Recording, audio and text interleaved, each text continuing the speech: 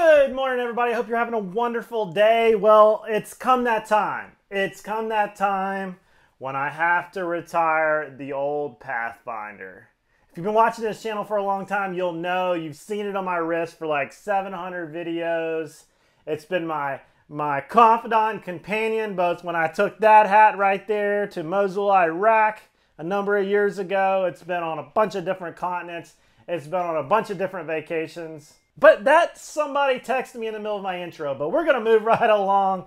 So if you're wondering, or you're stuck in the middle like I was about what kind of watch to get next, well, I'm going to tell you everything I liked about the Pathfinder watch from a military standpoint, and then from a non, and maybe you're on the fence of you want to maybe look at a field watch and why I switched. Okay, so I'm going to tell you the good, the bad, the ugly, the pros and the cons, because I've been going down the watch rabbit hole and it is crazy out there, and some things you need, some things you don't. So I'm going to talk about compasses and atomic settings, and I'm going to talk about size.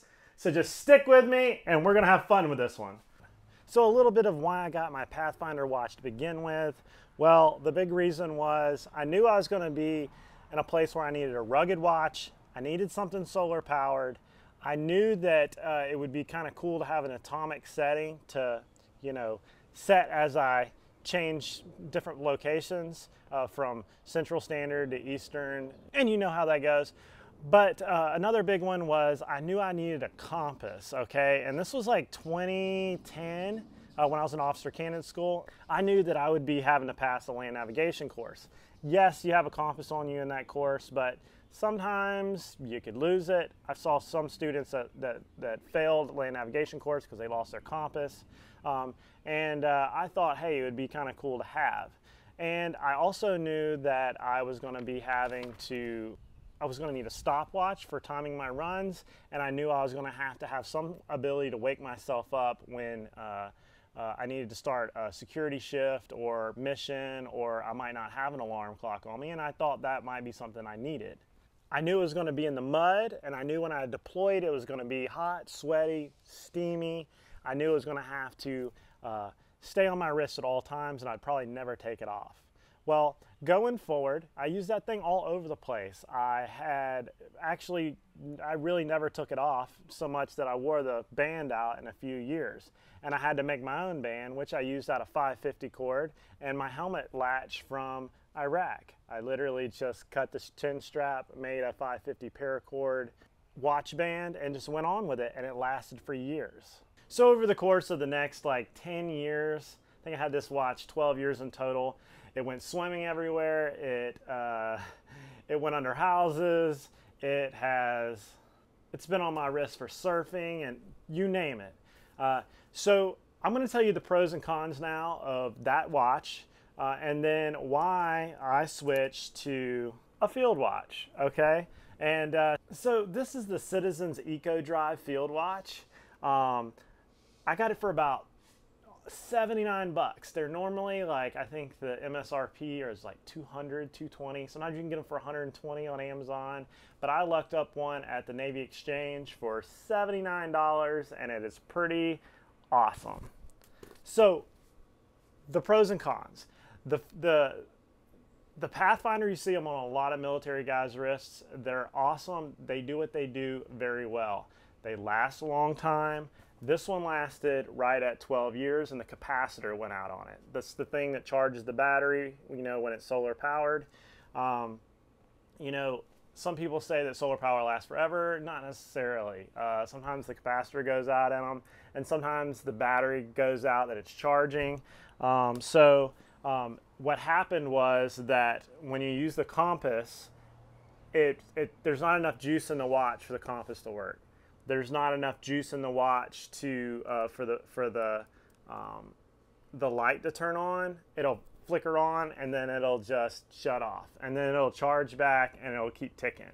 The atomic portion of it, or I guess you could say the one that sets its time at midnight, and it's supposed to keep precise time. Well, what I found up happening was that when I was changing time zones consistently, within time periods, like, a day or a half a day, it would reset back to the last time zone. So if we were going forward or backwards and it reset itself in the middle of the night while you're sleeping and you got a mission the next morning, all of a sudden I would be an hour behind or an hour ahead. And that got to where I couldn't trust the watch to wake me up at a certain time. Another big one was I needed to be able to see the watch in the dark. And this light was good enough, okay? It would allow me to see it in the dark, and it wouldn't run my battery down, a ton if I just kept turning it on. But, especially at night because it runs off light. But in the middle of that, I didn't use the compass enough. I just used a real compass because the compass isn't accurate enough to actually navigate over a very long distance. It's literally just find which way is north, and then maybe that solves your problem. So I realized, hey, just carry a compass. After that 12 years, when I went to get my new watch, which was right about now, I knew what I didn't want and what I did want. And I searched all over the internet to figure out what I did and didn't want. So what I did want was I wanted to be able to see it at night. It didn't have to be a bright light. I just needed a faint shimmer to be able to see the hands on the watch. The Pathfinder watch was so big and bulky, every time I put on a coat or a wetsuit or any type of long sleeves, it was always getting caught on my wrist. If I threw a rucksack over my shoulder, it would get caught, the strap on the rucksack, it would get caught on my watch. If I was taking something off, whether a rifle sling or a rucksack or a big bag, it would get caught on my wrist.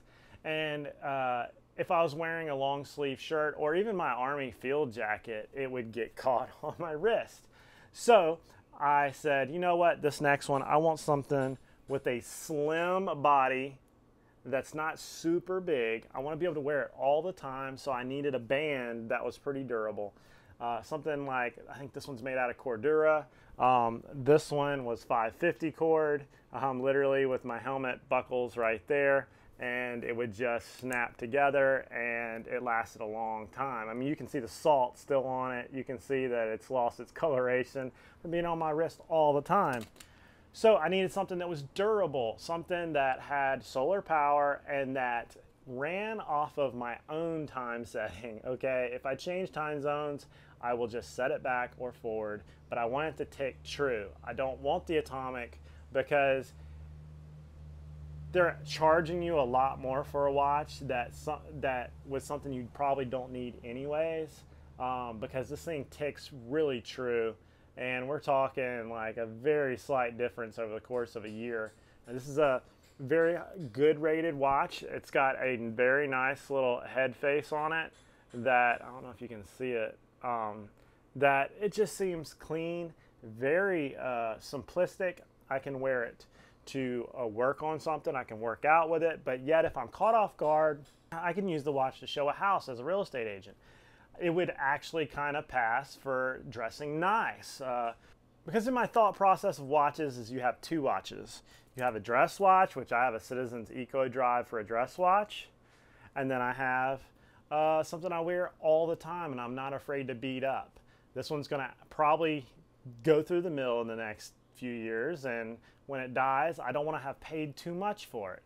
That was another trade-off. I didn't want to spend $300 on a watch, $400 on a watch, when I know it's going to get hit hard, somebody could steal it, I could misplace it. It just did, the trade-off of having a watch that was $500–600 just didn't make sense. I paid like $350 for this one years ago, and I was always afraid that I was going to lose it or whatever. Somebody was going to steal it. It really doesn't look attractive enough for somebody to steal it, but it's really smart. Another thing, the Apple iWatch and the iPhone I use for just about everything, so I didn't need anything fancy. I needed something that would glow in the dark, which these hands will shimmer just enough to wake up in your grogginess and see it as long as it's been in the sun or it's been in the light for a while. It'll last just about all night. It's slim, it looks good. It's solar powered, so hopefully I won't have to deal with a watch battery for 10, 15, 20 years. Some people said they've had them 30, 40 years, but I think you're going to get probably 10 to 15 years out of this bad boy. but it didn't cost that much. Maybe I put a NATO strap on it, but it just is very simplistic, keeps great time. I'll link this down below, the field watch that I decided to get.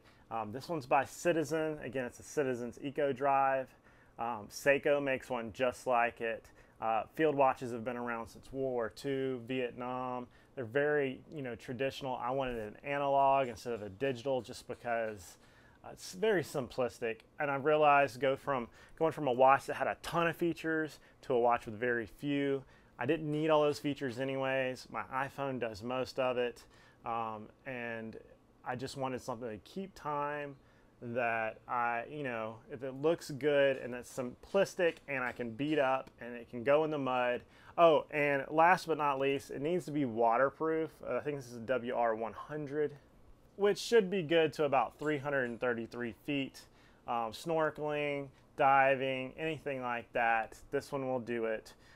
What you're basically getting is a simplistic watch that looks good, and I wanted to make this video because I really looked at this for weeks trying to figure out what watch I wanted, and these were my ideas of what I wanted in a watch and what I didn't want in a watch.